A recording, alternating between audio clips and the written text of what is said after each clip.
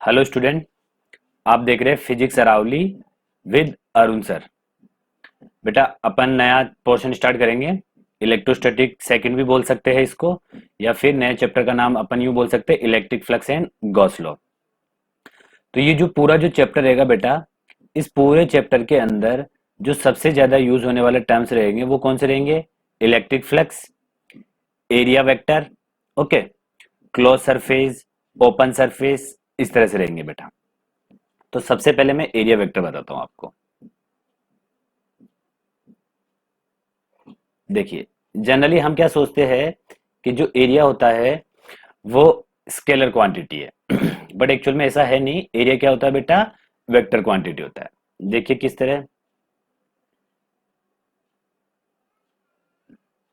जैसे मान लिया ये कोई मेरे पास एक रेक्टेंगल बोल सकते हैं, स्क्वायर कुछ भी बोल दो इसको। ये 4, ये 3। अब ये क्या है? Rectangle A B C D, okay चलिए, ये कौन से प्लेन में रखा हुआ है? एक्स वाई प्लेन पे रखा हुआ है। तो अगर इसका एरिया पूछा जाए तो क्या होगा बेटा? A B into B C. तो एरिया क्या बोल सकता हूं मैं इसका? 4 इंटू 3 इज इक्वल टू 12। अगर मीटर में है तो मीटर स्क्वायर। चलिए, अगर मैं इसको एरिया वेक्टर के फॉर्म में लिखूं तो बेटा किस तरह लिखूंगा मैं इसको? A B vector cross B C vector, okay. तो इसको लिखा जाएगा A B into B C into sine theta. अब ये ए बी वेक्टर, ये बेटा बी सी वेक्टर। तो ए बी वेक्टर और बी सी वेक्टर के बीच में कितना एंगल है? 90 डिग्री। तो ये कितना हो जाएगा बेटा? 12। और डायरेक्शन के लिए अपने को पता है अपन क्या करते हैं बेटा? ए बी से, ये ए बी है, तो ए बी से किधर जाऊंगा बेटा मैं? बी सी की तरफ। तो A B to B C, okay. चलिए, तो A B to B C कितना है इधर? के डायरेक्शन। भाई अगर ये ए बी वेक्टर है और अगर ये बी सी वेक्टर है, ओके, और ये एंगल 90 डिग्री है बेटा, तो A B cross B C का डायरेक्शन किधर आएगा? इधर की तरफ आएगा, के कैप की तरफ। तो अब जरूरी थोड़ी मैं इसको एरिया को ऐसे लिखूं, A B vector cross B C vector, इसको मैं B C cross A B vector भी लिख सकता हूं, ओके। चलिए, तो मैग्नीट्यूड वाइज इसका एरिया तो बेटा कितना आया? 12 आया। अब पूछा जाए कि उस एरिया वेक्टर का डायरेक्शन किधर आएगा, तो इधर आएगा बेटा, के कैप। तो ये क्या? एरिया वेक्टर का डायरेक्शन है, ओके। चलिए,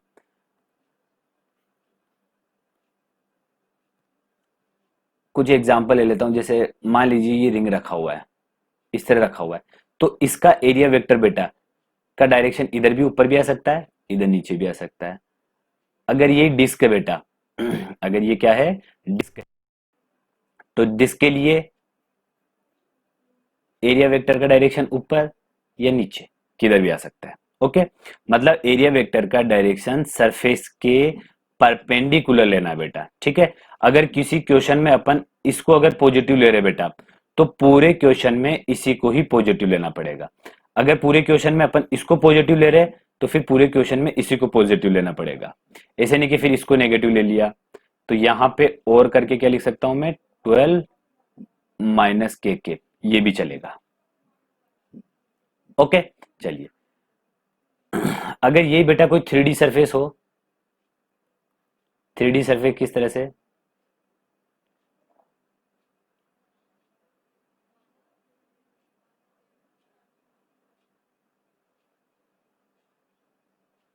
इस तरह कोई तरबूज है मान लीजिए, तरबूज वाटरमेलन कुछ भी बोल दो। तो बेटा देखिए, इस वाले हिस्से के लिए सरफेस के परपेंडिकुलर होना चाहिए।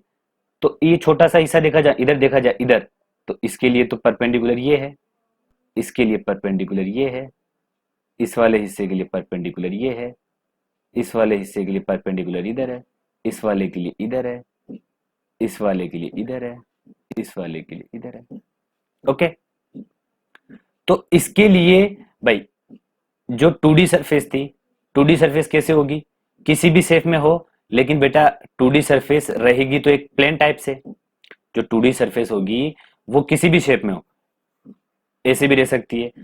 तो ये क्या आएगा, प्लेन आएगा इस तरह से, एक रहेगी 2D सरफेस एक प्लेन में। तो उस प्लेन के परपेंडिकुलर क्या होगा बेटा, एरिया वेक्टर का डायरेक्शन, चाहे वो परपेंडिकुलर ऊपर हो, चाहे वो परपेंडिकुलर नीचे हो, वो एरिया वेक्टर का डायरेक्शन होगा। एरिया वेक्टर का डायरेक्शन ऐसे, ऐसे, ये गलत है बेटा, ये सही है, ये सही है। ओके, चलिए। तो इसमें बेटा एरिया वेक्टर का डायरेक्शन इसके लिए इधर हो जाएगा, इस वाली जगह के लिए इधर हो जाएगा। ओके, चलिए। तो 3D सरफेस तो क्या होती है बेटा, 3D सरफेस क्या होती है, अगर 3D सरफेस का ओरिएंटेशन लिया जाए तो वो क्या होता है, 2D सरफेस बन जाता है। ठीक है, जैसे अभी मान लो तरबूज वगैरह रखा हो, या फिर कुछ भी जैसे क्यूब हो, कुछ भी हो, ये सब क्या होते हैं, 3D सरफेस होते हैं। ओके, तो अब जैसे मान लीजिए ये मैं,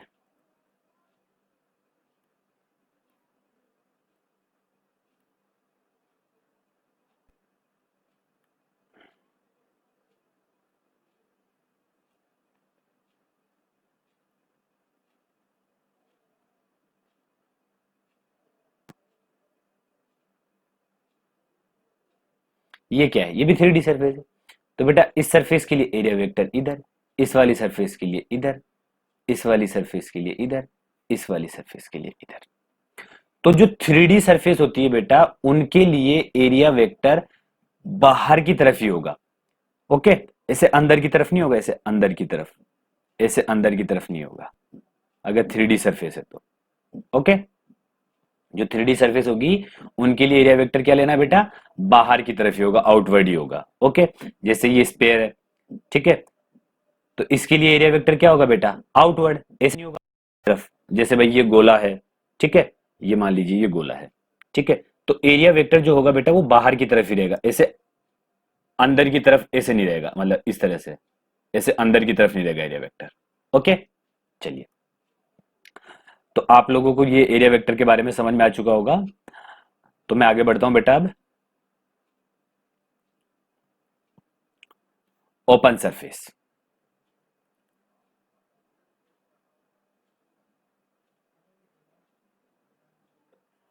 तो ओपन सरफेस ध्यान से देखिए बेटा, ज्यादातर मैक्सिमम अपन बोल सकते हैं कि जो ओपन सरफेस होगी वो 2D के अंदर ही होती है। ओपन सरफेस जो होती है वो 2D के अंदर होती है। ओके, जैसे ये सरफेस है, तो ये क्या है, ओपन सरफेस बोलेंगे इसको, क्या बोलेंगे बेटा, ओपन सरफेस बोलेंगे। ओके, चलिए।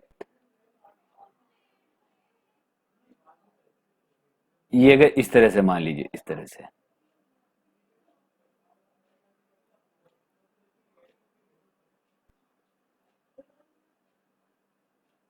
अभी अगर ऐसे 3D के फॉर्म में बेटा, तो ये क्या है, एक क्लोज सरफेस, ये तो क्या है, ओपन सरफेस, और ये क्या है बेटा, क्लोज सरफेस। क्लोज सरफेस के और एग्जांपल देता हूं, जैसे मान लीजिए स्पीयर, स्पेयर, ये भी क्या है बेटा, close surface. Okay, open surface जैसे रिंग, डिस्क, ये क्या है, ओपन सरफेस। क्लोज सरफेस जैसे मान लीजिए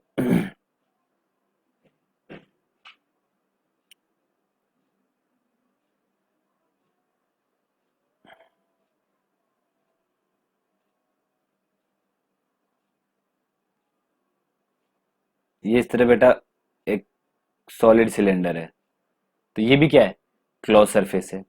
ओके, चलिए। तो ओपन सरफेस, सरफेस में बेटा पता लग चुका होगा कि ओपन सरफेस जो होगी वो तो क्या होती है, ज्यादातर 2D शेप में होती है, और जो क्लोज सरफेस होगी वो 3D शेप में होती है। ओके, चलिए। अब आगे बढ़ते अपने टॉपिक पे आते बेटा, इलेक्ट्रिक फ्लक्स स्टार्ट करते हैं।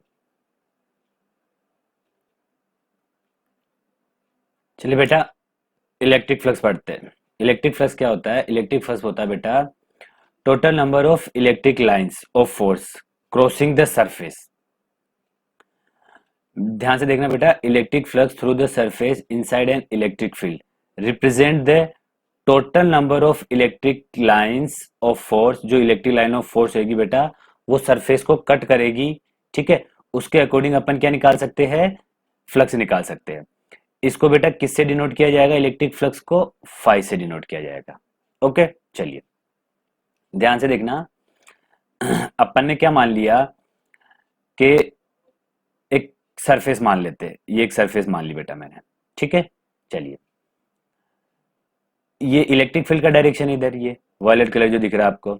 फिर अपन ने क्या करा बेटा, एक छोटा सा एलिमेंट ले लिया इसके अंदर, क्योंकि देखो इसका एरिया वेक्टर इधर है, इसका एरिया वेक्टर इधर है, इस तरह की सरफेस है ये, ठीक है। तो मैंने क्या करा, एक छोटा सा एलिमेंट ले लिया भाई, इसके लिए डी ए वेक्टर मान लिया ये, क्योंकि सरफेस के परपेंडिकुलर होता है ए वेक्टर, तो डी ए वेक्टर मान लिया, ये ई वेक्टर है, और दोनों के बीच में एंगल कितना बेटा, फाई है। तो electric flux of field over the area element, area element is given by, कितना होगा बेटा, जो फ्लक्स होगा इलेक्ट्रिक फ्लक्स, छोटा एरिया है तो इलेक्ट्रिक फ्लक्स भी छोटा होगा, डी फाई बोल दिया। कितना होगा बेटा, E d A cos phi. Okay, तो मैं फाई क्या बोल सकता हूं बेटा, मैं फाई बोल सकता हूं, या अपन यहां पे ऐसा भी बोल सकते हैं कि जो डी फाई रहेगा बेटा वो क्या रहेगा, ई वेक्टर डॉट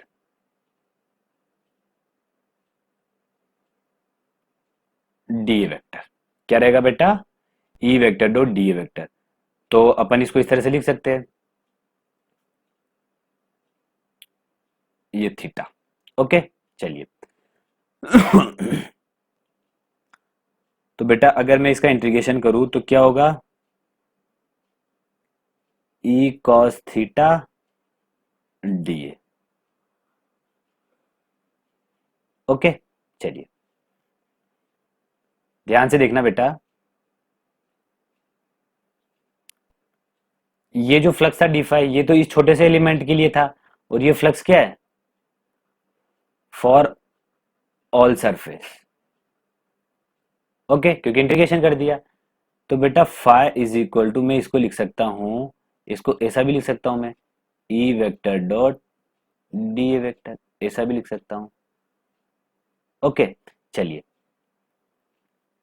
ये तो क्या है, जब एरिया सॉरी ई क्या हो, वेरिएबल हो, जो ई हो वो क्या हो बेटा, वेरिएबल हो, ठीक है। अगर ई कांस्टेंट हो बेटा तो क्या होगा, फाई इज इक्वल टू, ई को बाहर ले लिया और इंटीग्रेशन डी ए, इंटीग्रेशन बेटा डी ए, अगर ये कांस्टेंट है तो ये डी ए का बेटा क्या हो जाएगा, सारे डी ए मिला के ए हो जाएगा। तो फाई इज इक्वल टू क्या हो सकता है, ई vector dot A vector, A vector क्या है, इसका पूरे का एरिया, एरिया ए है, ठीक है। चलिए,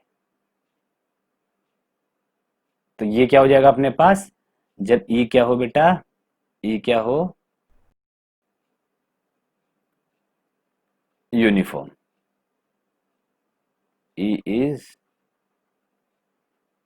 यूनिफॉर्म। ओके, चलिए अब इसमें कुछ स्पेशल केस लेता हूं बेटा मैं। जैसे मान लीजिए, थोड़ा और समझने के लिए, ये कोई मेरे पास बेटा सरफेस है, तो इस सरफेस के क्या है बेटा, इस तरह से इलेक्ट्रिक फील्ड पास हो रहा है,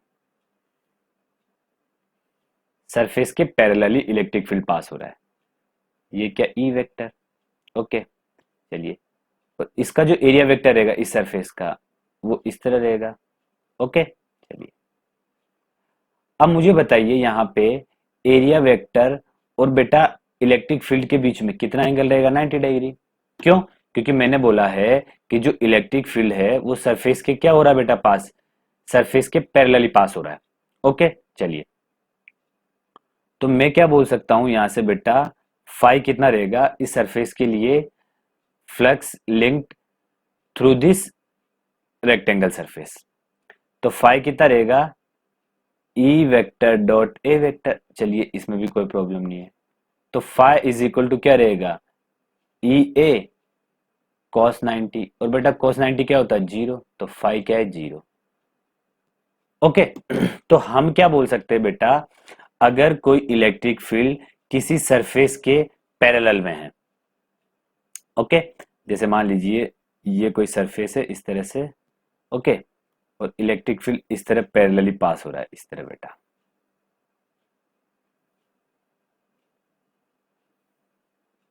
इस तरह।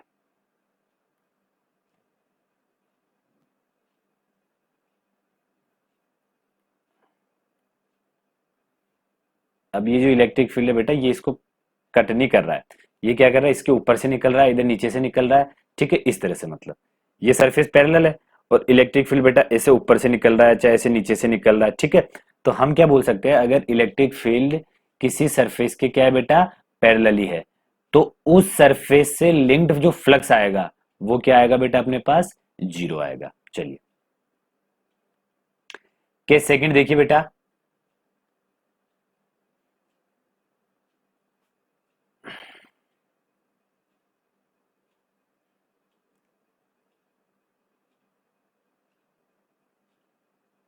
एक सेकेंड मैं डायग्राम बना, ये क्या बेटा, ग्रीन जो लाइन दिख रही है ये इलेक्ट्रिक फील्ड है, और ये जो सरफेस है इसका एरिया ए है मैग्नीट्यूड वाइज। ओके। और जो इलेक्ट्रिक फील्ड वो सरफेस के परपेंडिकुलर पास हो रहा है, यूनिफॉर्म इलेक्ट्रिक फील्ड है।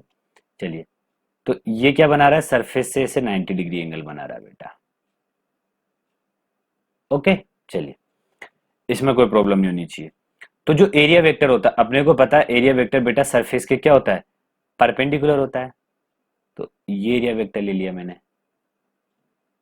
ओके। तो यहां पे क्या बोल सकता हूं मैं, flux linked through this surface, ये जो रेड सरफेस दिख रही है इसके थ्रू जो फ्लक्स लिंक्ड रहेगा बेटा वो कितना रहेगा, ई ए cos जीरो, क्योंकि ए वेक्टर और बेटा ई वेक्टर के बीच में एंगल कितना है, जीरो है। चलिए, तो फाइ इज इक्वल टू क्या आ जाएगा, ई ए, तो फ्लक्स कितना है बेटा, ई ए। ओके, आई होप आपको ये समझ में आया होगा। चलिए अब आगे बढ़ते हैं बेटा। चलिए बेटा, एक अलग कॉन्सेप्ट से समझते हैं इलेक्ट्रिक इसको फ्लक्स को।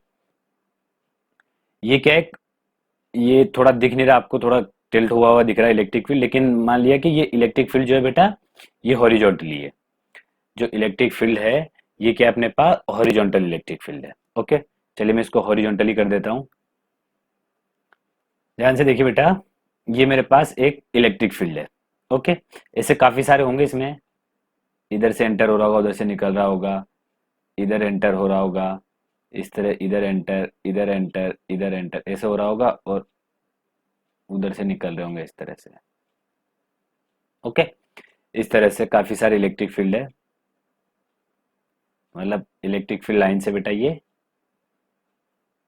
यूनिफॉर्म इलेक्ट्रिक फील्ड लाइंस, इस तरह से। ओके। चलिए, तो अब जो इलेक्ट्रिक फील्ड लाइन है बेटा ये क्या हॉरिजॉन्टली है, लेकिन जो ये सरफेस दिख रही है बेटा, ये ब्राउन कलर की, ये जो सरफेस दिख रही है बेटा, ये ब्राउन कलर की ये सरफेस बेटा इस बार इलेक्ट्रिक फील्ड के क्या नहीं है, परपेंडिकुलर नहीं है, इस बार ये क्या थोड़ा इस तरह से टिल्ट हो रखी है। ओके। इस तरह से, इस तरह से थोड़ा टिल्ट हो रखी है, इस तरह से। ओके। चलिए, और इलेक्ट्रिक फील्ड कैसे पास हो रहा है बेटा, इस तरह से, इस तरह से पास हो रहा है इलेक्ट्रिक फील्ड। ओके। इस तरह से।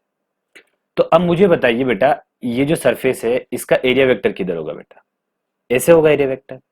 अपने को पता है एरिया वेक्टर सरफेस के क्या होता है बेटा, अगर सरफेस इस तरह तो एरिया वेक्टर बेटा ऐसे नहीं रहेगा, अब एरिया वेक्टर इस ओर रहेगा, ठीक है। मतलब अगर ये सरफेस इस तरह बेटा तो एरिया वेक्टर इधर नहीं आएगा, एरिया वेक्टर ये जो दिख रहा है इधर आएगा। ओके। और ये क्या है, इलेक्ट्रिक फील्ड है, तो इलेक्ट्रिक फील्ड और एरिया वेक्टर के बीच में एंगल कितना है बेटा, थीटा। ओके। चलिए मान लिया।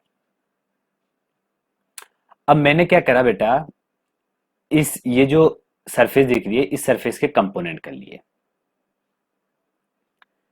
ये तो क्या है, वर्टिकल कंपोनेंट।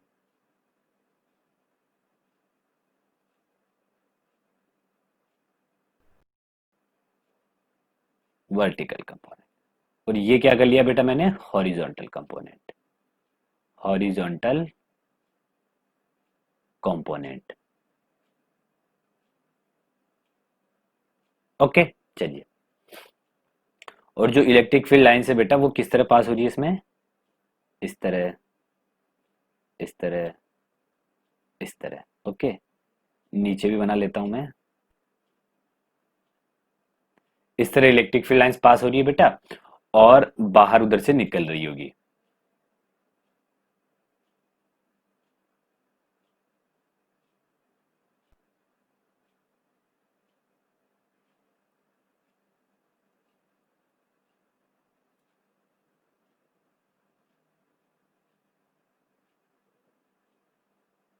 इस तरह एंटर हो रही होगी, और इधर से बेटा क्या कर रही होगी, ऐसे निकल रही होगी। ओके,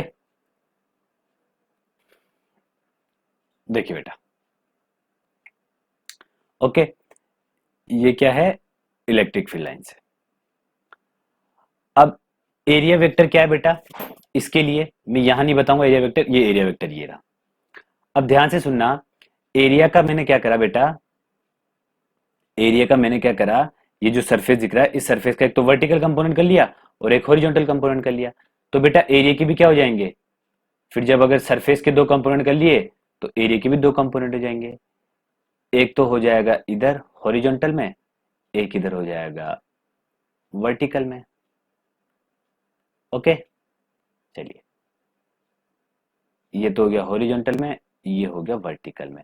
तो ये तो क्या है, ए कॉस थीटा, और ये कितना है बेटा, ए साइन थीटा। आई थिंक इसमें किसी को प्रॉब्लम नहीं होगा। ओके, चलिए। अब मैं क्या कर लेता हूं बेटा, इसके जो वर्टिकल कंपोनेंट है और हॉरिजॉन्टल कंपोनेंट है उनको अलग अलग बना लेता हूं। ध्यान से देखिएगा, ये तो क्या वर्टिकल कंपोनेंट। अब वर्टिकल कंपोनेंट में बेटा जो एरिया वेक्टर है वो किधर है, इस तरह से सरफेस के परपेंडिकुलर। उसका वैल्यू क्या है, ए कॉस थीटा। उसका वैल्यू क्या बेटा, ए कॉस थीटा। देखिए भाई, ए कॉस थीटा आया। ए कॉस थीटा क्या है, ए कॉस थीटा बेटा, इसका ये जो ये जो सरफेस दिख रही है बेटा, ये वाली ग्रीन वाली सरफेस, इसका एरिया वेक्टर है। तो ये ग्रीन वाली सरफेस है, इसका एरिया वेक्टर क्या आएगा बेटा, ए कॉस थीटा। और वो किसके परपेंडिकुलर रहेगा, सरफेस के, क्योंकि ये सरफेस क्या है बेटा, वर्टिकल सरफेस है। और कोई भी सरफेस के लिए एरिया वेक्टर क्या होता है, उसके परपेंडिकुलर। तो इस सरफेस के परपेंडिकुलर क्या है बेटा, ये एरिया वेक्टर है। ठीक है, चलिए। और इलेक्ट्रिक फील्ड लाइंस क्या कर रही है बेटा, इसी सरफेस के,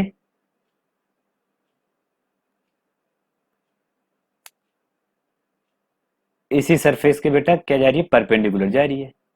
भाई इस सरफेस के परपेंडिकुलर नहीं जा रही, लेकिन बेटा इस ग्रीन वाली के तो परपेंडिकुलर जा रही है। चलिए, ये इलेक्ट्रिक फील्ड लाइंस बना दी। ओके, चलिए। ये क्या है, इलेक्ट्रिक फील्ड लाइन से,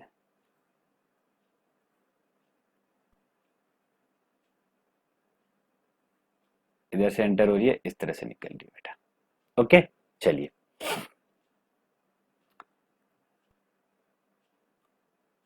और ये क्या है, ई वेक्टर है। चलिए, अब पूछा जाए कि बेटा इस वर्टिकल कंपोनेंट से लिंक्ड इलेक्ट्रिक फ्लक्स कितना होगा, phi one is equal to, phi vertical बोल दो, वर्टिकल सरफेस के लिए, E A cos theta. Okay, चलिए। अब ध्यान से देखना बेटा, इसके लिए फ्लक्स ऐसे ऊपर से निकल रहा होगा, इस तरह ऊपर से निकल रहा होगा बेटा, इस तरह से। मतलब इसको फ्लक्स जो है बेटा, इस सरफेस को, जो ग्रीन वाली ये जो वर्टिकल हॉरिजॉन्टल सरफेस दिख रही है, इसको कट नहीं कर रहा। ठीक है, इसको कट नहीं कर रहा कौन? इलेक्ट्रिक फील्ड लाइंस इस वाले सरफेस को कट नहीं कर रही है बेटा। ये जो लाइन, ये जो सरफेस दिख रही है बेटा, इस सरफेस को कट नहीं कर रही है। ठीक है, मतलब इससे ऐसे ऊपर से निकल जा रही है या फिर ऐसे नीचे से निकल जा रही है। ओके, तो इसके लिए फ्लक्स कितना आएगा बेटा? तो इसके लिए फ्लक्स आया मेरे पास 0। तो टोटल फ्लक्स कितना होगा? तो total flux 5e plus 5h, मतलब ई ए कॉस थीटा। तो इसको क्या लिख सकता हूं मैं? ई vector dot A vector. Okay, चलिए, तो ये एक और तरीका हुआ बेटा फ्लक्स समझने का। तो बेटा इस वाली सरफेस के लिए फ्लक्स कितना होगा? ई वेक्टर डॉट ए वेक्टर। तो आपको याद क्या रखना है कि जो फ्लक्स होता है बेटा, वो क्या रहेगा? किसी भी सरफेस के लिए फ्लक्स, उससे जो पास होने वाले इलेक्ट्रिक फील्ड लाइंस है, ठीक है, वो और एरिया वेक्टर जो रहेगा, उनका डॉट प्रोडक्ट ही क्या होगा अपने पास बेटा? फ्लक्स होगा। चलिए अभी इसको आगे समझते हैं।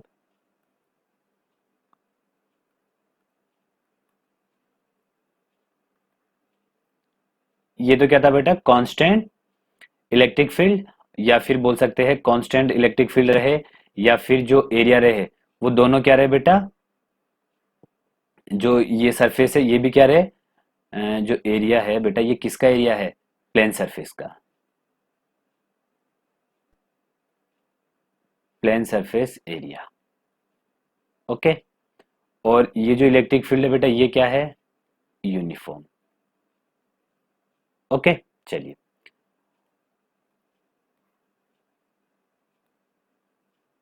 और phi is equal to E vector dot d A vector. तो ये किसके लिए रहेगा बेटा? या तो ई यूनिफॉर्म हो, देखना किस तरह का, मैं एक एग्जांपल लेता हूं। जैसे मान लीजिए सरफेस भी कर्व सरफेस है बेटा, इस तरह से। ठीक है, ये सरफेस भी क्या है? कर्व है। और इलेक्ट्रिक फील्ड भी क्या है इसमें? इलेक्ट्रिक फील्ड भी बेटा नॉन यूनिफॉर्म है, इस तरह से।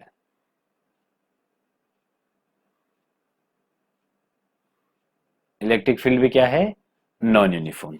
ओके, चलिए,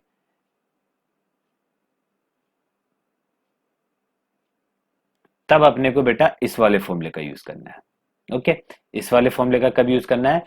जो एरिया वेक्टर है, वो किसका एरिया वेक्टर हो? प्लेन सरफेस का। ओके, और ई भी क्या हो? यूनिफॉर्म हो। और इस वाले का यूज कब करेंगे बेटा? इस वाले का यूज करेंगे बेटा जब ई और डी, ये जो ए वेक्टर है, मतलब जिस सरफेस के लिए एरिया वेक्टर है, वो क्या हो बेटा? एरिया वेक्टर या फिर फील्ड क्या हो? Non uniform. अब देखिए यहाँ पे एक और कॉन्सेप्ट समझाता मैं। देखिए बेटा, इस वाले सरफेस के लिए एरिया वेक्टर इधर, इसके लिए इधर, इसके लिए इधर, इसके लिए इधर, यहाँ के लिए इधर। तो एरिया वेक्टर क्या है बेटा? यूनिफॉर्म नहीं है। मतलब एरिया वेक्टर हर एक छोटे छोटे सेगमेंट के लिए अलग अलग अलग अलग है। ओके, समझ में आ रहा है? तो इसलिए अपन क्या बोल सकते हैं कि इसके लिए एरिया वेक्टर अलग अलग है बेटा। तो इस वाले फॉर्मूले का यूज करेंगे। ओके, मतलब कर्व सरफेस हो, सरफेस भी क्या हो? कर्व हो। ओके, चलिए यहां तक समझ में आ चुका होगा। अब आगे बढ़ते बेटा, ध्यान से देखिएगा बेटा। जो फ्लक्स का फॉर्मूला है वो क्या है अपने पास? E vector dot A vector. Okay, तो बेटा यूनिट क्या हो जाएगा? ई का होता है न्यूटन पर कूलम, और एरिया का होता है मीटर स्क्वायर। तो न्यूटन पर कूलम मीटर स्क्वायर, ये क्या हो गया बेटा? यूनिट हो गया। और जो फ्लक्स है वो क्या है बेटा? Scalar quantity. ओके, तो स्केलर क्वांटिटी है, तो पॉजिटिव भी हो सकता है नेगेटिव भी हो सकती है और बेटा जीरो भी हो सकती है। तो जो फ्लक्स है वो पॉजिटिव भी हो सकता है, नेगेटिव भी हो सकता है और जीरो भी हो सकता है। ओके, चलिए अब आगे बढ़ते हैं। ध्यान से देखना बेटा, flux through a close surface. मैंने क्या बताया था, जो क्लोज सरफेस होगा बेटा वो 3D शेप होगा। ओके, चलिए, जैसे स्पीयर, ओवल हो सकता है, ठीक है ना, अंडे टाइप का शेप, कोई बोतल है अपने पास, ठीक है, थर्मस है, वो सब क्या है बेटा, कोई पैक डिब्बा है, ये क्या क्लोज सरफेस। हाँ, अगर ऐसा बोला जाए कि मेरे पास पंचर स्पेयर है, एक स्पेयर है जो पंचर है, तो वो क्लोज सरफेस नहीं होगा बेटा। ओके, चलिए ध्यान से देखना।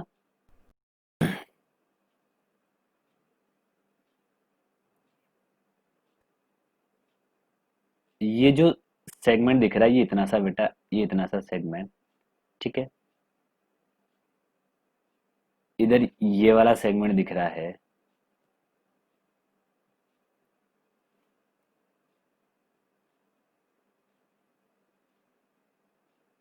ओके, इस सेगमेंट को मैं यहां लिख देता हूं बेटा।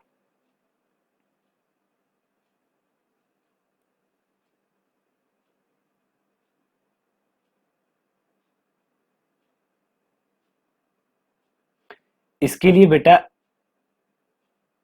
एरिया वेक्टर किधर रहेगा, छोटा सा है, तो इधर रहेगा DA vector. Okay, electric field किधर है बेटा, इसके लिए इलेक्ट्रिक फील्ड इधर,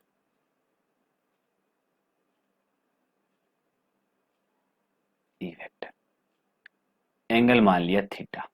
ओके, चलिए अब ध्यान से समझना बेटा इसको, यहाँ पे जो थीटा है, थीटा क्या होगा इधर के लिए, इसके लिए, या इस हाफ सरफेस के इधर के लिए, ये हाफ सरफेस, ये हाफ हिस्सा है, अगर मैं इस हाफ हिस्से के इधर बात करूं, तो यहाँ पे थीटा क्या रहेगा बेटा, लेस देन 90 डिग्री।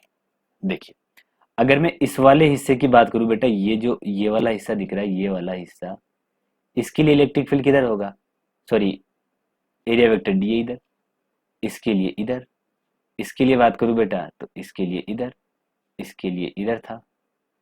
ओके, तो जहां पे भी आप देख रहे हो बेटा, इधर इधर की साइड यहाँ के लिए लूंगा इधर, इधर के लिए इधर, इसके लिए इधर, इसके लिए इधर, तो इन सभी के लिए जो एरिया वेक्टर और ई वेक्टर के बीच में एंगल आएगा बेटा, वो क्या आएगा, 90 डिग्री से छोटा आएगा। ठीक है, तो जो फ्लक्स आएगा, फ्लक्स क्या हो जाएगा, देखिए, ई डी ए कॉस थीटा, अपने को पता है integration E d A cos theta, E d A cos theta. अब जो कॉस थीटा है बेटा, ये क्या है, less than 90। Okay, less than 90 है, तो इधर फाई क्या आएगा बेटा, पॉजिटिव। अभी पता नहीं कितना आएगा, लेकिन फाई क्या आएगा, पॉजिटिव आएगा। ओके, चलिए इस जगह में कोई छोटा सा सेगमेंट लेता हूं बेटा, इस जगह को, तो वो सेगमेंट इस तरह रहेगा, उसके लिए डी ए वेक्टर इधर, और इलेक्ट्रिक फील्ड बेटा इस तरह ग्रेजिंग टाइप से रहेगी। ये देखिए, इलेक्ट्रिक फील्ड इस तरह ग्रेजिंग टाइप से। अब यहाँ पे एंगल कितना बेटा, 90 डिग्री, यहाँ पे एंगल कितना है, 90 डिग्री, तो यहाँ के लिए फ्लक्स क्या हो जाएगा बेटा, जीरो। ओके, चलिए अब मैं इस वाले हिस्से की बात करूं बेटा, इस हिस्से पे इसके लिए डीए वेक्टर इधर, ओके, इसके लिए डीए वेक्टर इधर,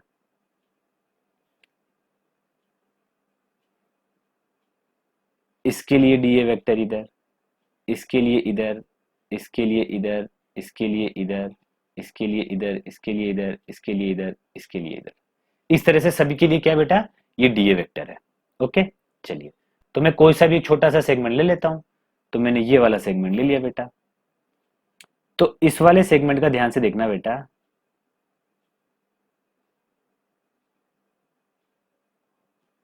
ये तो आ गया इधर डीए वेक्टर। अब ये बेटा ई वेक्टर इधर है, तो ई वेक्टर इधर है, ठीक है। तो इसको मैं पैरेलली शिफ्ट करके बेटा यहां लेके जा सकता हूं, ये ई वेक्टर। अब ये जो एंगल होगा बेटा, ये मान लिया ये भी थीटा है, तो यहाँ पे जो थीटा रहेगा बेटा वो 90 से तो बड़ा रहेगा और 180 से छोटा रहेगा। ओके, कहीं का भी ले लीजिए, कहीं का भी एंगल 90 डिग्री का कब आएगा, जब बेटा एरिया वेक्टर इधर आएगा, और इधर जो एरिया वेक्टर आएगा बेटा, इधर ऐसे एरिया वेक्टर आएगा, ये कहाँ आएगा, सिर्फ यहाँ वाले सेगमेंट पे। बाकी इधर वाले जितने भी सेगमेंट लूंगा मैं छोटे छोटे, उन सब के लिए एरिया वेक्टर क्या आएगा बेटा, इधर की साइड, इधर मतलब इससे इधर की तरफ आएगा, ठीक है। और यहाँ वाले के लिए इधर आएगा 180 टाइप से, ठीक है। चलिए, तो मैं क्या बोल सकता हूँ कि इधर ये जितने भी छोटे, ये जो जितने भी सेगमेंट रहेंगे छोटे छोटे, मैं जितने भी लूंगा उनके लिए जो थीटा रहेगा बेटा वो क्या रहेगा, 90 से बड़ा और 180 से छोटा रहेगा। ओके, और cos थीटा की वैल्यू, तो cos थीटा कितना हो जाएगा बेटा, नेगेटिव रहेगा फिर। 90 से और 180 के बीच में cos थीटा का वैल्यू कितना होता है, नेगेटिव होता है। तो फ्लक्स क्या आएगा बेटा, नेगेटिव आएगा।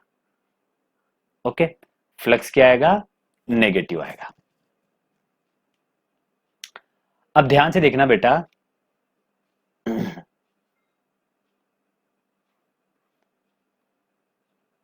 तो मैं इसके लिए क्या बोल सकता हूं, ये जो इधर से एंटर हो रहा है ये तो इनकमिंग फ्लक्स, और जो बाहर निकल रहा है वो क्या है, आउटगोइंग फ्लक्स। तो इसको तो मैंने बोल दिया बेटा आउटगोइंग फ्लक्स, और ये क्या है, इनकमिंग फ्लक्स। ओके, और मैग्नीट्यूड वाइज बेटा दोनों क्या रहेंगे, इक्वल रहेंगे। Magnitude wise both flux are equal. Okay, magnitude wise क्या है बेटा, दोनों फ्लक्स क्या है, जीरो, सॉरी दोनों फ्लक्स क्या है, मैग्नीट्यूड वाइज इक्वल है। तो नेट फ्लक्स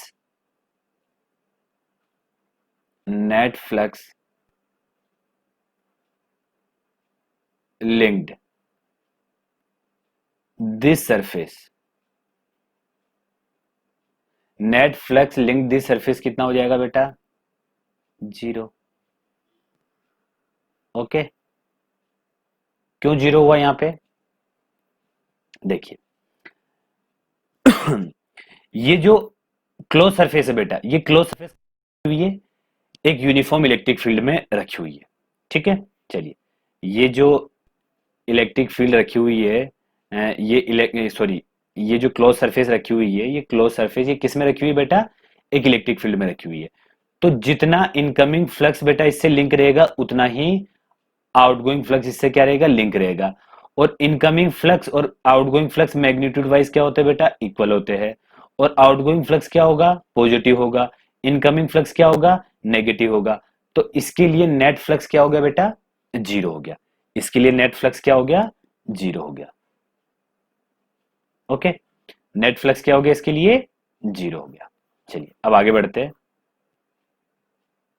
ध्यान से देखना बेटा, ये अपन ने पहला पढ़ लिया कि ये जो फ्लक्स है बेटा, सॉरी ये जो क्लोज सरफेस है, ये एक यूनिफॉर्म इलेक्ट्रिक फील्ड में रखी हुई है, मान लिया ये एक्सटर्नल इलेक्ट्रिक फील्ड में रखी हुई है, ठीक है। चलिए अब क्या, सेकंड इसी में मैं क्या पढ़ रहा हूँ, क्लोज सरफेस में फ्लक्स थ्रू है क्लोज सरफेस। तो इसमें क्या बेटा, मेरे पास एक क्लोज सरफेस है, यहां एक चार्ज रखा हुआ है। ओके, ध्यान से देखिएगा बेटा, ये क्यू चार्ज रखा हुआ है एक स्पेयर के अंदर, flux through the close surface. ये जो क्लोज सरफेस है बेटा, अब इस बार इस तरह से बता रहा हूं मैं, अब कोई चार्ज इसके अंदर एनक्लोज्ड है, कोई चार्ज क्या है इसके अंदर, एनक्लोज्ड है। तो बेटा अब ऐसा नहीं बोलना कि ये इनकमिंग या आउटगोइंग, ऐसा नहीं बोलना, ठीक है। आउटगोइंग इनकमिंग का मतलब होता बेटा, जो क्लोज सरफेस होगी या कोई भी सरफेस होगी उसके अंदर एंटर कर रहा है बाहर से, और बाहर से ही निकल रहा है ऐसे, तो ये तो है इनकमिंग, ये है आउटगोइंग। अब ऐसा नहीं बोलना कि जैसे मान लो यहां रखा है तो ये इनकमिंग और ये आउटगोइंग, ऐसा नहीं बोलना। ओके, ये गलत है। इनकमिंग इस तरह से रहेगा, आउटगोइंग इस तरह से रहेगा। ओके, चाहे भले बीच में ऐसे लाइन दे रखी हो, उससे कोई मतलब नहीं अपने को। तो ये तो इनकमिंग रहेगा, ये आउटगोइंग रहेगा। ओके, चलिए। तो बेटा ये ई वेक्टर अगर, तो यहाँ पे कभी छोटा सा सेगमेंट मानो बेटा, तो उसके लिए डी ए वेक्टर इधर रहेगा। ओके, उसके लिए डी ए वेक्टर किधर रहेगा बेटा, इधर रहेगा। चलिए, यहां वाले का मानो तो उसके लिए डी ए वेक्टर इधर रहेगा, यहां मानो तो भी डी ए वेक्टर इधर, यहां मानो तो डी ए वेक्टर इधर। तो मैं क्या बोल सकता हूं कि ई वेक्टर और डी वेक्टर के बीच में एंगल कितना है, 0। तो फ्लक्स क्या हो जाएगा बेटा, अब फ्लक्स हो जाएगा ई डी ए। और जो भी सोल्व करने के बाद जो भी आएगा वो बात की बात है, मैं कॉन्सेप्ट बता रहा हूं अभी। फ्लक्स क्या आ जाएगा, ई डी ए। चलिए, अगर अब डी ए क्या है बेटा, डी ए पूरा D A D A D A D A D A D A D A सारे डी ए क्या आएंगे, सारे डी अगर मैं मिला दूंगा तो क्या हो जाएगा बेटा, पूरे स्पेयर के कर्व सरफेस का एरिया हो जाएगा। ओके, अब चलिए फाई निकालते, मान लीजिए यहाँ पे। तो बेटा अब यहां पे क्या बोला जा सकता है, सिर्फ फ्लक्स बाहर निकल रहा है, किससे, इस स्पेयर से। यहां से फ्लक्स बाहर निकल रहा है, यहां से निकल रहा है, यहां से निकल रहा है, यहां से निकल रहा है। ओके, चलिए। तो फाई इज इक्वल टू कितना हो जाएगा, फाई, देखिए ई तो कितना हो जाएगा, के क्यू स्क्वायर अपॉन, अगर इसका रेडियस, सॉरी के क्यू स्क्वायर नहीं, के क्यू अपॉन आर स्क्वायर, के क्यू अपॉन आर स्क्वायर, ये तो कांस्टेंट था, बाहर आ गया। अब अंदर बचा डी ए। अब बेटा सारे D A D A D A D Ed करूंगा मैं, तो स्पेयर का कर्व सरफेस बन जाएगा। तो वो कितना होता है, 4 पाई आर स्क्वायर। तो k q r square upon 4 pi are square. Okay, चलिए अब आगे बढ़ते इसी में ही, ध्यान से देखिएगा बेटा। तो फाई कितना हो गया, के क्यू अपॉन, सॉरी, के का वैल्यू तो 1/4 pi epsilon naught, K Q upon R square, और ये हो गया बेटा 4 pi are square. Okay, 4 pi are square, तो 4 पाई से 4 पाई कैंसिल, आर स्क्वायर से आर स्क्वायर कैंसिल। तो फाई कितना आया, Q upon epsilon naught. Okay, चलिए एक नोट है बेटा, ध्यान से देखिएगा। देखिए, अगर कोई क्लोज सरफेस के अंदर कोई चार्ज एनक्लोज्ड है बेटा, कोई क्लोज सरफेस के अंदर कोई चार्ज एनक्लोज्ड है, ठीक है, क्यों, इससे कितनी इलेक्ट्रिक फील्ड लाइंस बाहर निकल रही है बेटा, मान लिया यहाँ पे 6 लाइन बाहर निकल रही है, 6 नहीं, 3 3 6, 4 5 6 7 8, 8 लाइंस बाहर निकल रही है इलेक्ट्रिक फील्ड लाइंस। ओके, ये क्यू चार्ज मैग्नीट्यूड है। अब इधर भी सेम क्यू चार्ज मैग्नीट्यूड है बेटा, तो इससे भी 8 इलेक्ट्रिक फील्ड लाइंस बाहर निकलेंगी। ठीक है, तो अब देखिए इस सरफेस से कितने इलेक्ट्रिक फील्ड लाइंस बाहर निकल रहे, 8। इस वाली सरफेस से भी कितने बाहर निकल रहे, 8 बाहर निकल रहे। तो दोनों सरफेस के लिए बेटा जो फ्लक्स लिंक रहेगा दोनों सरफेसेस से, ठीक है, वो क्या रहेगा, सेम ही रहेगा। कितना रहेगा, Q upon epsilon not, Q upon epsilon naught. Okay, तो ये डायरेक्ट याद रखना है। अगर कोई क्लोज सरफेस है, ठीक है, कोई क्या है बेटा, क्लोज सरफेस है, चाहे उसका शेप कैसा भी हो, ठीक है, उसका शेप चाहे कैसा भी हो, अगर क्लोज सरफेस है और उसके अंदर कुछ एनक्लोज्ड है बेटा, तो उस क्लोज सरफेस से जो फ्लक्स लिंक्ड रहेगा वो कितना रहेगा, Q upon epsilon naught. Okay, चलिए अब आगे बढ़ते हैं, कुछ छोटे छोटे प्रॉब्लम्स लेंगे बेटा। चलिए मैं एक बार फिर से बता देता हूं आप लोगों को। मान लीजिए जैसे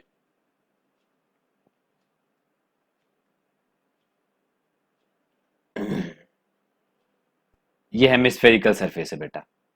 ओके, यहां पे अगर कोई चार्ज रखा हुआ है तो इस तरह से इलेक्ट्रिक फील्ड लाइन जाएगी।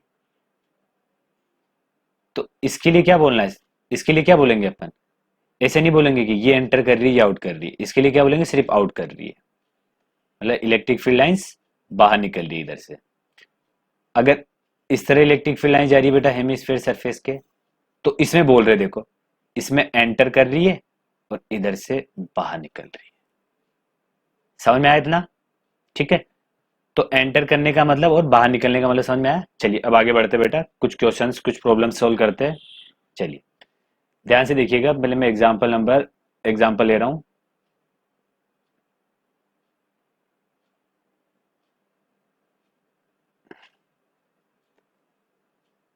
ये बेटा डिस्क है मेरे पास कोई,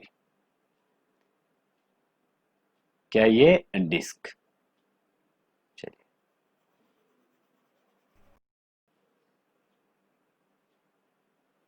ये क्या बेटा डिस्क है। ओके, चलिए अब जो इलेक्ट्रिक फील्ड है बेटा, थोड़ा सरफेस को दूसरी तरह से बनाता हूं मैं।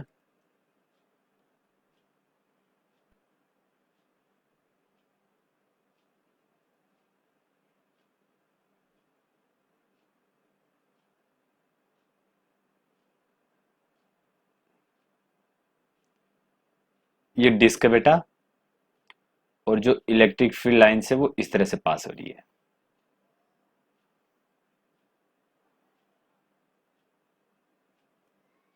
ओके, चलिए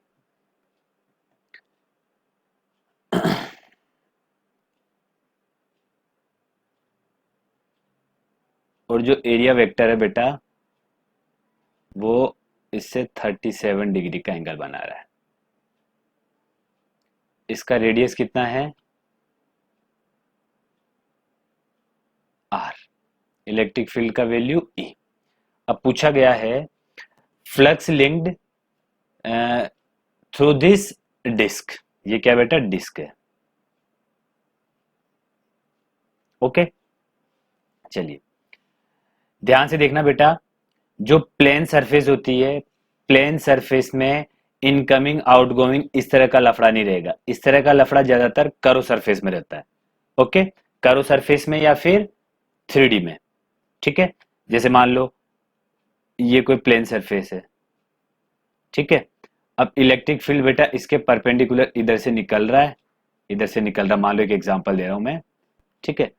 और इधर से एंटर हो रहा होगा, इधर से एंटर हो रहा है, इधर से बाहर निकल रहा है। तो ऐसे नहीं बोलना कि ये इनकमिंग है या आउटगोइंग है, ये इनकमिंग या आउटगोइंग है, जीरो हो गया, ऐसे नहीं बोलना बेटा। ओके, से नहीं बोलना है। चलिए इसके बाद देखिए, मैं 3 एग्जांपल लेता हूं, 3 से बताता हूं। पहला ये, दूसरा ये क्या है, हेमिस्फेयर सरफेस बताई थी मैंने। अगर ऐसे निकल रहा है तो अब इसके लिए बोल सकते हैं ये वाला तो क्या है इनकमिंग, और ये वाला क्या है आउटगोइंग। ये वाला क्या है इनकमिंग, ये वाला क्या है आउटगोइंग। इसके बाद थर्ड,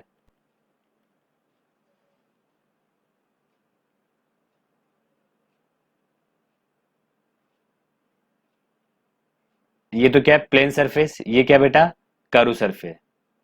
इस तरह कटोरी जो होती है, कटोरी बेटा बेस नहीं है इस पे, बेस पूरा पैक नहीं है, मतलब समझ में आ रहा है, बेस पैक नहीं है। कटोरी देखिए, कटोरी इस तरह कटोरी रहती है। तो मान लो कटोरी इधर से तो ओपन रहती है, तो कटोरी रखी हुई है या कटोरी है, और ऐसे इलेक्ट्रिक फील्ड लाइंस बेटा क्या कर रही है, उसको पास कर रही है। तो जो इनकमिंग है इधर वाली और आउटगोइंग इधर वाली, ये तो है इनकमिंग और ये है बेटा आउटगोइंग। अब ये तो क्या है बेटा क्लोज सरफेस है, ये तो क्या है, ये क्लोज सरफेस है इस तरह से। तो अब अगर इलेक्ट्रिक फील्ड लाइंस बेटा ऐसे जा रही है, मान लो ऐसे जा रही है, तो क्या बोलना है, ये वाली तो इनकमिंग और ये वाली बेटा आउटगोइंग। ये वाली क्या है इनकमिंग इलेक्ट्रिक फील्ड लाइंस और ये outgoing electric field lines. Okay, चलिए अब अपना क्वेश्चन जो चल रहा था उस पर चलते हैं।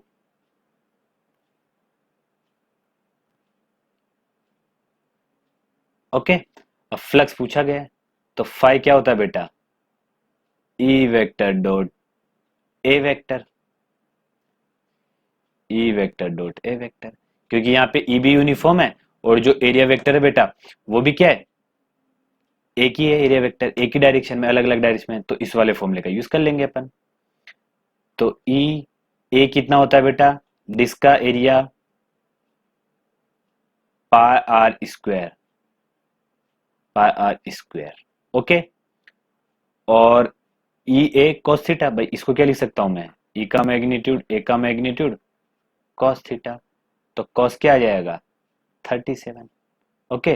और वैल्यू रख दीजिए ई पाई आर स्क्वायर, कॉस 37 कितना होगा बेटा, कॉस 37 होगा अपने पास 4/5, बस ये आंसर हो गया अपना। चलिए मैं और क्वेश्चन लेता हूं बेटा।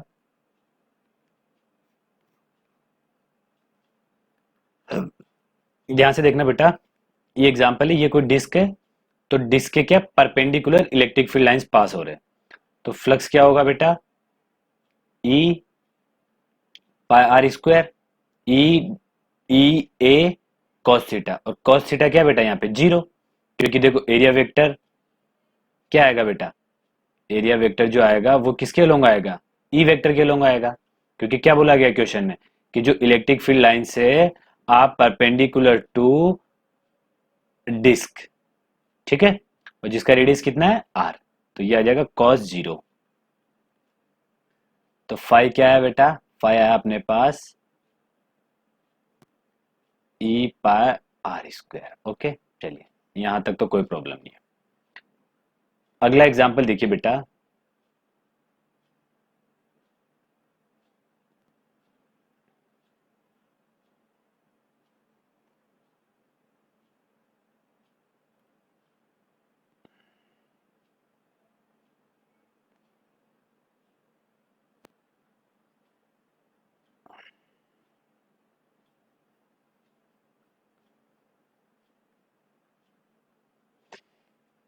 ये कोई क्या है, हेमिस्फेरिकल सरफेस है बेटा, ओके। चलिए, तो इसमें इलेक्ट्रिक फील्ड लाइंस ऐसे एंटर कर रही होगी,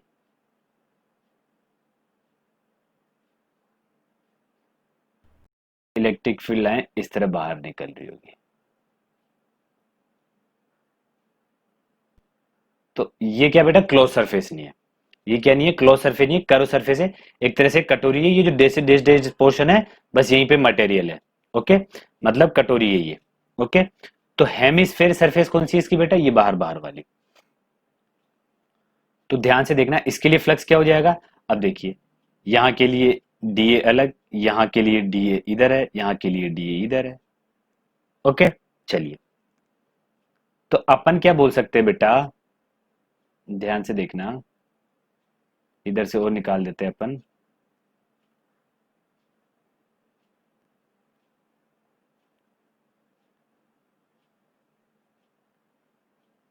ओके। चलिए, तो इस तरह से है बेटा, अब इसमें ऐसा नहीं बोलना कि ये इनकमिंग है ये आउटगोइंग है बेटा, कटोरी है इस तरह से, ठीक है, एक सेकेंड,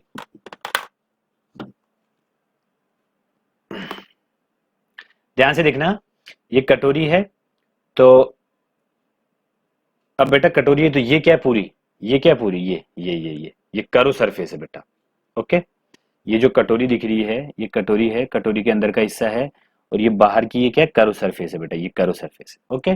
चलिए, तो कहने का मतलब जो सरफेस होती है उस सरफेस को अपन ने इस तरह से मोड़ दिया है, इस तरह से मोड़ दिया है, ओके। लेकिन है तो सरफेस ही, क्लोज नहीं है भी ये, ओके। चलिए, अब इलेक्ट्रिक फील्ड इधर, इसके लिए डी ए वेक्टर इधर, इसके लिए इधर, इसके लिए इधर, इसके लिए इधर, इसके लिए इधर, सबके लिए चेंज चेंज है, तो बेटा किसका यूज किया जाएगा, इसका यूज किया जाएगा, phi is equal to E vector dot d A vector, और ई वेक्टर तो क्या कांस्टेंट, तो ये तो बाहर आ जाएगा ई, ओके। चलिए,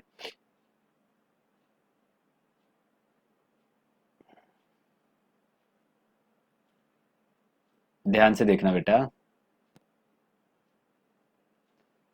इसको मैं ऐसा लिख देता हूं, ई d A cos theta.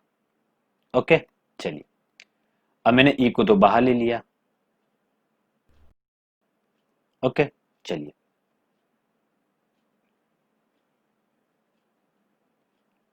D A cos theta. अब ये बेटा डी ए है मान लिया, और ये एंगल है थीटा। ओके, चलिए अब इस डी ए का एक कंपोनेंट क्या रहेगा, इस डी ए का एक कंपोनेंट बेटा इधर आएगा डी ए कॉस थीटा, एक इधर आएगा डी ए साइन थीटा। और जितने भी डी ए साइन थीटा रहेंगे बेटा सब जगह एक कंपोनेंट तो क्या आएगा बेटा, किसके अलोंग आएगा, इलेक्ट्रिक फील्ड के अलोंग आएगा, और एक कंपोनेंट किसके अलोंग आएगा, इसके अलोंग आएगा। ठीक है, तो ये जो बेटा ये जो वेक्टर रहेगा डी ए साइन थीटा, ठीक है, इसका सभी का सरफेस कैसा माना जाएगा, फिर इस तरह से माना जाएगा। ओके भाई, इधर ही तो आ रहा है, तो इसका मतलब उनका सरफेस इस तरह होगा। मैं जो कहना चाह रहा हूं उसको समझिए, इसका जो प्रोजेक्शन है डी ए का बेटा, वो क्या है, ई के अलोंग है। तो अगर ई के अलोंग है और इस तरह अगर क्या है डी ए कॉस थीटा, ठीक है, तो इसका मतलब उसका सरफेस इधर हो रखा होगा। ठीक है बेटा, तो जितने भी डी ए कॉस थीटा, ये जो डी ए साइन थीटा है, इनसे तो अपने को कोई मतलब नहीं रहेगा, क्योंकि ये कोई काम के है नहीं है। अब जो जितने भी डी ए साइन थीटा रहेंगे बेटा, उन सभी से क्या प्रोजेक्शन बनेगा, ये बेस वाला प्रोजेक्शन बनेगा। ओके, तो अपन क्या बोल सकते हैं, सारे डी ए कॉस थीटा मिलके क्या बन जाएंगे बेटा, pi are square. Okay, pi are square.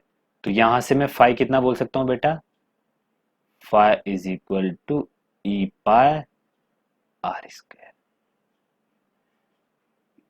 Okay, देखना बेटा, इसके लिए भी फाई कितना आया, ई पाई आर स्क्वायर। इसके लिए भी फाई कितना आया, ई पाई आर स्क्वायर। ओके भाई, ये भी क्या थी, एक रिंग थी इस तरह से। ठीक है, तो अब एक नोट लिखते बेटा यहां पे। ध्यान से देखना बेटा, ये देखिए, ये यहां तो क्या बेटा, एक डिस्क है, यहां पे क्या है, ये एक आर रेडियस का एक क्या है बेटा, हेमिस्फेयर है, और जिसकी ये सरफेस है बस। ठीक है, और यहाँ पे क्या है, ये इधर तो जो रेडियस है वो तो आर है, मतलब ठीक है, इस तरह बॉडी है, मतलब ऐसे तो आर है, और ऊपर का जो शेप है वो आधा टेढ़ा है, मतलब इस तरह से, आधा तिरछा है बेटा, इस तरह से मतलब। ओके, इस तरह से, लेकिन ये जो नीचे का शेप है ये तो आ रही है। ओके बेटा, चलिए, तो हम क्या बोल सकते हैं कि जितने इलेक्ट्रिक फील्ड लाइंस बेटा इसमें पास हो रहे, उतने इसमें पास हो रहे, उतने इससे पास हो रहे। ठीक है, इससे 3 इलेक्ट्रिक फील्ड लाइन पास हो रहे, इससे भी 3 पास हो रहे, इससे भी 3 पास हो रहे। इसका फ्लक्स φ1 है, इसका φ2 है, इसका φ3 है, और φ3 हमको पता है कितना है, φ3 कितना है बेटा, ई पाई आर स्क्वायर। तो बेटा हम यहां से बोल सकते हैं कि φ1 is equal to φ2 is equal to φ3। Okay, तो क्या बोल सकते हैं, if the number of electric field lines passing through two surfaces are same. ठीक है, अगर इलेक्ट्रिक फील्ड लाइंस बेटा थ्रू दो सरफेसेस से अगर पास हो रही है, ठीक है, और वो सेम है, तो then flux passing through the surfaces will also be same. तो फ्लक्स भी क्या होगा बेटा, उन सरफेसेस से पास होएगा तो वो सेम रहेगा, irrespective of the shape of surface, चाहे वो सरफेस कैसी भी हो, मतलब एक जैसी हो, चाहे अलग अलग टाइप से हो, चाहे कैसी भी हो, उससे मतलब नहीं है बेटा। ओके, आई होप ये नोट समझ में आया होगा। चलिए बेटा अब आगे बढ़ते हैं। देखिए बेटा, क्वेश्चन अपना ई वेक्टर दे रखा अपने को, ध्यान से देखिएगा। तो ई नोट का वैल्यू भी दे रखा है, find electric flux of this field, इस फील्ड के थ्रू क्या बताना है, इलेक्ट्रिक फील्ड बताना है, through the surface of area, उसका एरिया दे रखा है सरफेस का, parallel to y z plane, और बेटा वाई जेड प्लेन के क्या है, पैरेलल है। तो एरिया वेक्टर क्या हो जाएगा, देखिए अपन को पता है बेटा कि जो एरिया वेक्टर होगा वो क्या होगा, सरफेस के परपेंडिकुलर होता है। तो 0.2 मीटर स्क्वायर जो सरफेस है बेटा, वो किसके अलोंग है, वाई जेड के अलोंग। तो वाई जेड प्लेन के परपेंडिकुलर कौन होता है बेटा, एक्स प्लेन। तो आई के, तो 0.2 आई कैप। ओके, चलिए तो अब फ्लक्स फाइंड कर लीजिए, ई डॉट ए वेक्टर होता है, तो 3/5 E naught I cap plus 4/5 E naught J cap. इसका डॉट प्रोडक्ट कर दीजिए बेटा इससे, 0.2 को लिख दे सकता हूं मैं 2/10, मतलब 1/5 आई कैप। तो बेटा अब इसमें जे कैप तो है नहीं, तो आई कैप वाले कंपोनेंट को मल्टीप्लाई कर लीजिए। तो 3/5 ई नॉट को 1/5 से मल्टीप्लाई करूंगा तो 3/25 ई नॉट। तो बेटा ये आ गया 3/25। ई नॉट का वैल्यू है अपने पास 2 × 10⁻³ तो ये आ जाएगा अपने पास 240 न्यूटन पर कूलम मीटर स्क्वायर। ओके, चलिए नेक्स्ट क्वेश्चन की ओर बढ़ते हैं। क्वेश्चन देखिए बेटा, ए पॉजिटिव चार्ज, ये पॉजिटिव चार्ज है, is enclosed bye A 3 close surface. ये 3 क्लोज सरफेस है बेटा, इसमें क्या है, एनक्लोज हो रखा है। चलिए, if flux passing through these surfaces are φ1 φ2 φ3, इसके थ्रू फ्लक्स क्या है, φ1, इसके थ्रू φ2, इसके थ्रू φ3 है।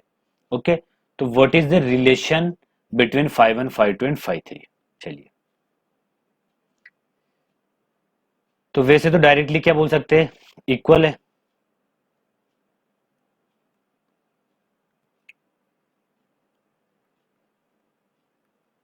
वैसे तो डायरेक्टली क्या बोल सकते हैं बेटा, φ1 is equal to φ2 is equal to φ3 is equal to Q/ε। अपन ने पढ़ा हुआ है ये। ओके, चलिए, लेकिन एक बार फिर से इसको मैं समझाता हूं बेटा, ध्यान से देखिएगा। मान लीजिए ये से इलेक्ट्रिक फील्ड लाइंस बाहर निकल रहे हैं,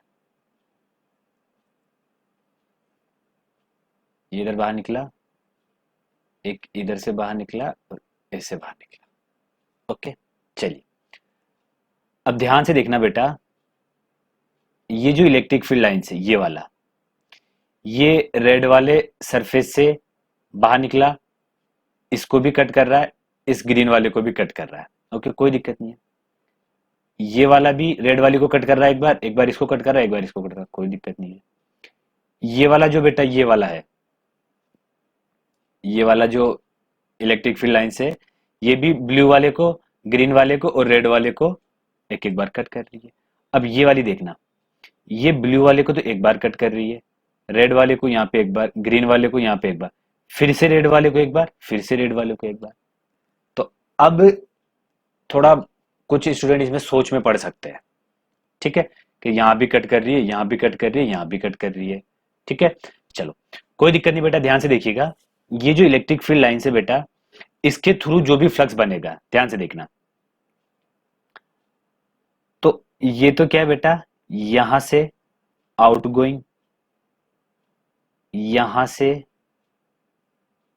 इनकमिंग, क्योंकि देखो ये बाहर आ चुकी है, अब ये बाहर आ चुकी बेटा, तो ये इस रेड वाले के लिए तो क्या है, इनकमिंग, और ये इस रेड वाले के लिए आउटगोइंग। मैंने क्या बताया था, अंदर से इनकमिंग नहीं बोलना है, ठीक है, बाहर से अगर अंदर आ रही है तो इनकमिंग, और अगर अंदर से बाहर जा रही है तो आउटगोइंग। तो ये तो आउटगोइंग है, ये इनकमिंग है, ठीक है बेटा। चलिए, फिर उसके बाद ये फिर से, अब ये अंदर का कुछ भी नहीं करना, ये फिर से आउटगोइंग, ठीक है। और अपन को पता है कि जो इनकमिंग फ्लक्स होता है बेटा, वो आउटगोइंग फ्लक्स के इक्वल होता है।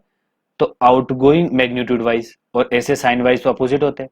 तो बेटा आउटगोइंग फ्लक्स है, ये तो क्या है, नेगेटिव, इनकमिंग फ्लक्स है, ये क्या है बेटा, सॉरी इनकमिंग फ्लक्स तो है नेगेटिव और फ्लक्स है पॉजिटिव,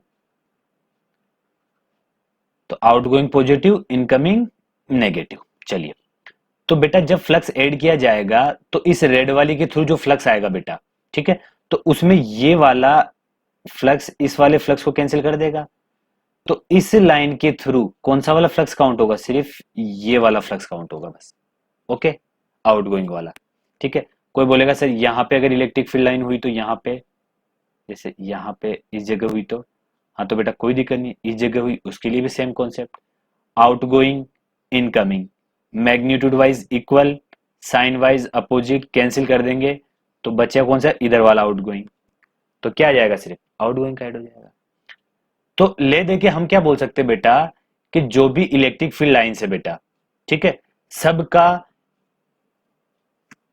वो जो इलेक्ट्रिक फील्ड लाइन वो सारी सरफेस से एक एक बार आउटगोइंग हो रही है, तो इसका मतलब φ1 φ2 φ3 क्या हो जाएगा, इक्वल हो जाएगा, और वैल्यू कितना रहेगा, Q अपॉन एप्सिलॉन नॉट, अगर इसका वैल्यू Q है तो बेटा। आई होप ये समझ में आया होगा। चलिए आगे बढ़ते बेटा, एक एग्जांपल देखना बेटा।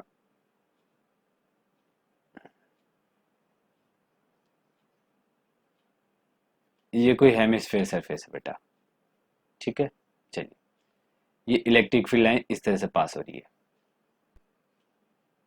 ओके, चलिए, तो ये वाली क्या है बेटा, अब फ्लक्स पूछा है, हेमिस्फेयर जो सरफेस है उससे कितना फ्लक्स लिंक्ड है ये पूछा है। तो बेटा ये देखना, ये तो क्या है, इनकमिंग इलेक्ट्रिक फील्ड लाइंस, ये क्या है बेटा, इनकमिंग के बाद ये आउटगोइंग। अपने को पता है इनकमिंग आउटगोइंग के क्या होती है, इनकमिंग फ्लक्स आउटगोइंग फ्लक्स के क्या होता है बेटा, इक्वल होता है, तो नेट फ्लक्स कितना आ गया यहाँ पे, 0। ओके, चलिए अगला एग्जांपल, ये बेटा स्पीयर है, ठीक है,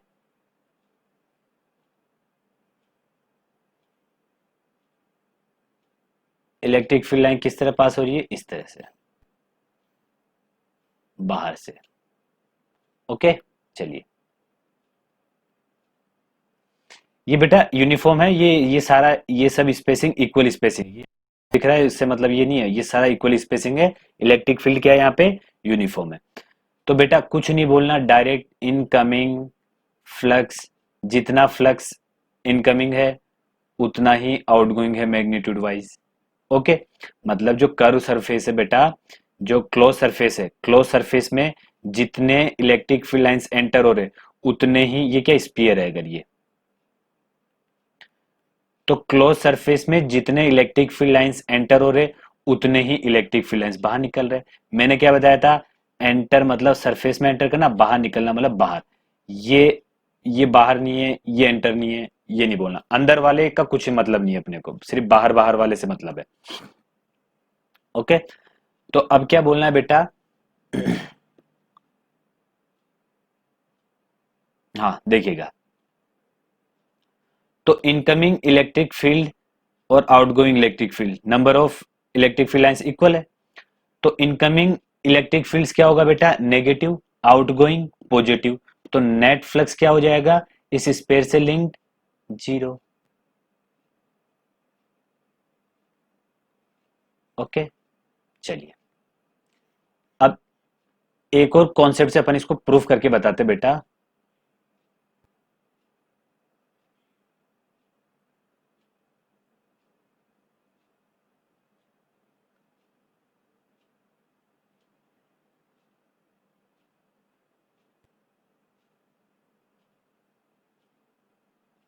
चलिए,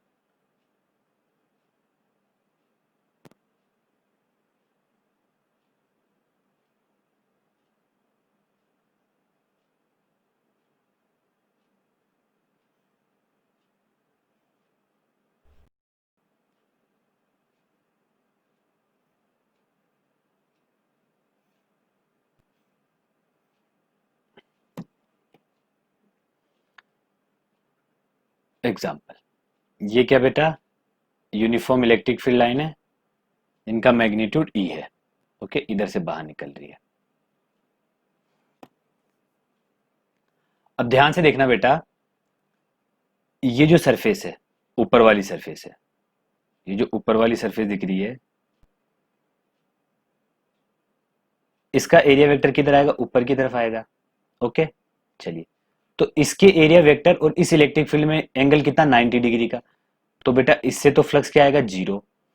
इसकी नीचे वाली सरफेस है, उसके लिए बेटा एरिया वेक्टर डाउनवर्ड, तो इलेक्ट्रिक फील्ड और एरिया वेक्टर में एंगल कितना, 90 डिग्री, इसके लिए भी जीरो।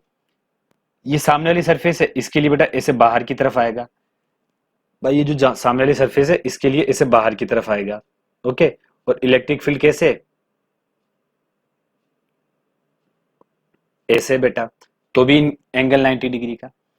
तो जो फ्लक्स आएगा बेटा, वो कौन कौन सी सरफेस की वजह से आएगा, इस वाली सरफेस की वजह से, और बेटा ये इधर जो ये सरफेस दिख रही है, इधर ये वाली सरफेस की वजह से, ओके। चलिए, तो नेट फ्लक्स निकालना है अपने को। तो इसका साइड बेटा ए है, ये कोई क्यूब है, इसका साइड क्या है, ए है, ओके। चलिए, तो एरिया वेक्टर कितना आएगा इधर, ए वेक्टर, इधर के लिए एरिया वेक्टर इधर आएगा बेटा, क्योंकि सरफेस के परपेंडिकुलर और बाहर की तरफ लेते हैं अपन क्लोज सरफेस के लिए, ये कोई क्लोज सरफेस है, ये क्या बेटा, close surface, okay, close cube है ये। चलिए, तो अपने को पता क्लोज सरफेस के लिए एरिया वेक्टर बाहर की तरफ लेते हैं बेटा। अब इसके लिए फ्लक्स निकाल लेते हैं, ये तो है इनकमिंग, ओके। चलिए, अब देखना ध्यान से बेटा, ई ए कॉस 180, कॉस 180 क्यों बेटा, ए वेक्टर इधर है और ई वेक्टर इधर है, इसलिए 180। अब इसके लिए निकाल लेते हैं, इसके लिए फाई आउट कितना आएगा, ई ए, जो एरिया रहेगा वो तो बेटा इस वाली सरफेस का और बेटा इस वाली सरफेस का सेम ही आएगा। क्यों आएगा, क्योंकि साइड क्या है, ए ही है, इसलिए ए है मतलब स्मॉल ए, तो ई ए कॉस 0, क्योंकि ए वेक्टर ये रहा और इधर ही क्या है बेटा, ई वेक्टर, तो फाई आउट क्या हो जाएगा, फाई आउट हो जाएगा ई ए, फाई इन कितना हो जाएगा बेटा इधर, देखिएगा cos 180 -1, तो माइनस ई ए, तो टोटल फ्लक्स लिंक्ड या total flux pass through this closed surface या क्लोज्ड क्यूब, ओके। चलिए, तो कितना हो जाएगा, फाइनेट, फाइनेट आ गया बेटा अपने पास 0, ठीक है। तो अपन क्या बोल सकते हैं बेटा, यहां से भी अपन ने प्रूव कर दिया है कि कोई भी क्लोज सरफेस रहेगी बेटा, कोई भी क्लोज सरफेस रहेगी, उसमें जो फ्लक्स इनकमिंग रहेगा वो तो आएगा नेगेटिव, जो फ्लक्स आउटगोइंग रहेगा वो आएगा पॉजिटिव, और दोनों मैग्नीट्यूड वाइज इक्वल रहेंगे, ठीक है। और अगर क्लोज सरफेस किसी ऐसे फील्ड में रखी हुई है, ऐसे एक्सटर्नल फील्ड में, ठीक है ना, तो बेटा नेट कितना आ रहा है, 0 आ रहा है electric field, okay. Net electric field कितना आ रहा है, 0 आ रहा है, अगर यूनिफॉर्म है तो ये से, ओके। चलिए, और ये अगर इसमें चार्ज अंदर रखा हुआ होता बेटा, तो फिर उसका अलग केस होता, फिर उसके लिए अपन इनकमिंग आउटगोइंग या रसे उसके लिए आउटगोइंग ही रहता, ओके। चलिए, आई होप आप लोगों को समझ में आया होगा। यहाँ पे नेक्स्ट लेक्चर में नेक्स्ट कॉन्सेप्ट के साथ मिलते हैं बेटा।